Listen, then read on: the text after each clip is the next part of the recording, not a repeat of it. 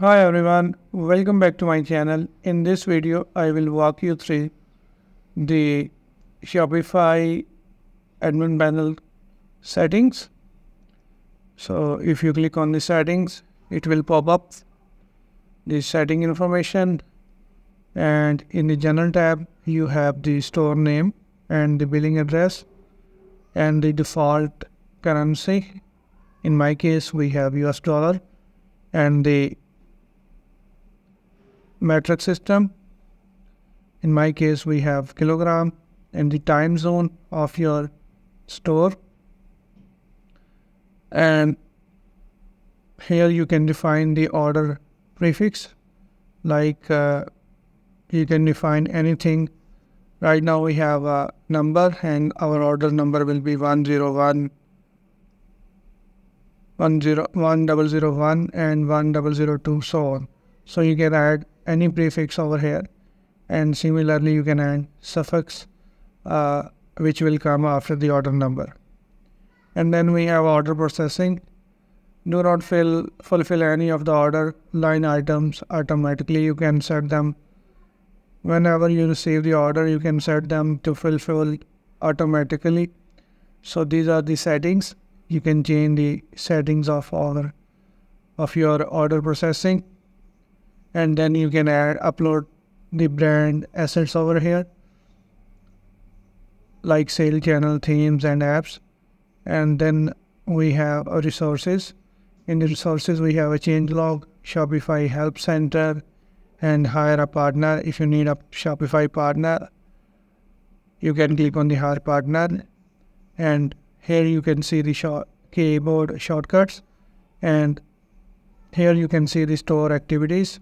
And if you click on that, it will show you when the customer was logged in and when the settings were changed. You can see all the log over here. Then we have a plan. In this tab, you can change your plan. I am using demo store, so I don't have any plan. Then here you can see the billing cycle when you paid to the Shopify, and you can see the billing information in this tab and what you have paid to the Shopify so far. So I'm Shopify partner, and this is for my dev store. I don't have to pay them. So next you have users and permissions, and here you can add staff member. For example, if you are hiring any Shopify developer, and you can add that person in your Shopify store by clicking the add staff. And here you can write his name, first name and last name and email, and you can give the permission, whatever permission you would like to give to that person, and you can select them from here. And then you can send him invite, and then he or she will be able to collaborate in your Shopify store. Sometimes we set the collaborator as a request code, so nobody can send us a random request. So we set the collaborator request code. So we need to provide this code before he or she can send you the request. Next, we have a payment tab. In the payments, you can define the payments, like how you are going to get the payments whenever you receive the Shopify ad. So this is my demo store. So I am using Bogus Gateway, so nobody has to pay me whenever they place order on my store.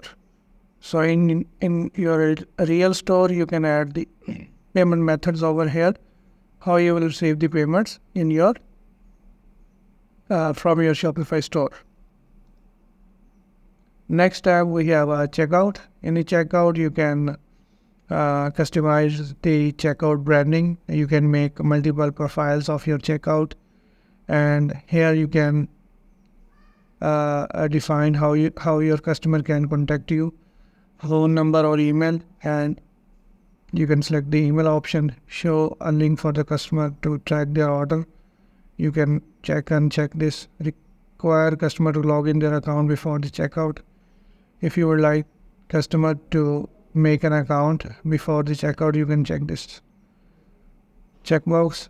And customer information only require last name, so you can make the require first and last name from here, and you can change the other settings. So these are the settings about the checkout. Next we have a customer account. Okay, how you want your customer to log in your store. Currently I select the classic setting. You don't have to add the 6-digit code. You can log in with your email and password.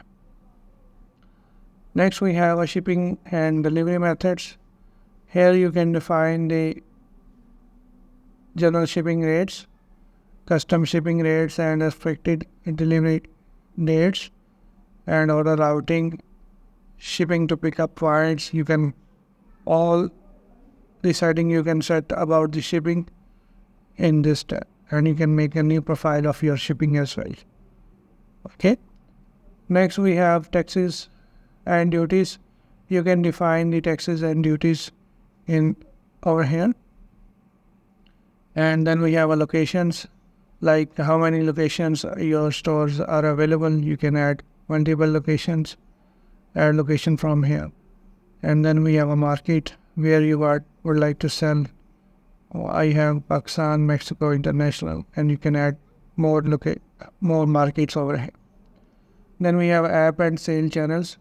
Here you can install the new apps for your Shopify store, and you can install them by clicking these 3 dots. And you can also make the custom apps. If you would like to do some custom code, you can install the custom apps over here, and it will provide you the credentials to access your Shopify store. In the domain, you can add the domain. When you are ready to go live, you can add domain over here. I am using the demo store, so I don't have this option over here. Then the customer events like Facebook Pixel ad. You can define the customer events over here.